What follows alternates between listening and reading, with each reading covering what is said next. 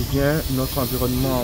se détruit au jour le jour et cela est dû à l'action de l'homme, mais aussi l'interaction avec les autres êtres vivants. Je pense qu'il y a lieu vraiment pour nous, journalistes aujourd'hui, de jouer notre partition et justement c'est à ça que nous sommes conviés, nous les journalistes, les hommes des médias, travailler de sorte à montrer quelquefois les failles des pouvoirs publics dans la gestion des ressources naturelles et attirer leur attention et quitte à eux d'appliquer ou non, parce que nous ne sommes pas, nous proposons des solutions et donc au pouvoir public d'en décider s'il faut mettre en place, s'il faut mettre en application ces solutions ou non. Oui, il faut reconnaître que j'ai déjà mené une enquête sur l'exploitation abusive des carrières de sable sur l'environnement. Ça détruit en fait l'environnement, non seulement quand on assiste à la destruction du couvert végétal, quand les acteurs s'y installent, les exploitants bien entendu s'installent dans un milieu pour extraire le sable qui est une matière très demandée, recherchée par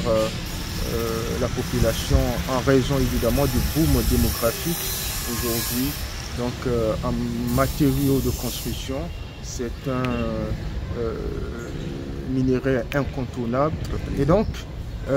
on a assisté à une floraison, une poussée d'exploitation abusive, ce qui évidemment, comme je le disais, détruit l'environnement. Et non seulement ça, c'est qu'on a on détruit le sol, la pollution des eaux, la pollution des sols, et ceci, tout mis ensemble, c'est le climat qui en prend le coup, parce que le sol constitue des puits de carbone. Et qui parle de puits de carbone, parle en fait de la séquestration de carbone. Malheureusement, ce sol étant détruit, évidemment, ça a un impact sur la couche d'ozone, ce qui dégrade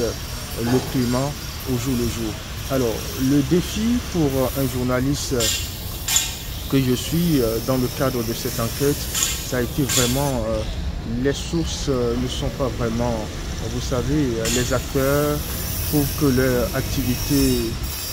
les sources de revenus est menacée et donc il n'y a pas de raison de se confier à un journaliste parce que évidemment en faisant des révélations cela pourrait contribuer à impacter sur les activités, mais il fallait également faire preuve des recherches des open source et des open data, et je pense que ça a été le moyen efficace pour contourner cette réticence non seulement des communautés mais également des autorités qui en réalité devraient suivre les carrières de sable. Malheureusement elles sont absentes, sans doute préoccupées par d'autres affaires, on n'en sait rien, mais toujours est-il qu'il n'y a pas le suivi qu'il faut quand on octroie une autorisation d'exploitation des carrières de sable. Et c'est un gros défi que les autorités doivent relever et c'est ce que nous avons essayé de démontrer dans cette enquête.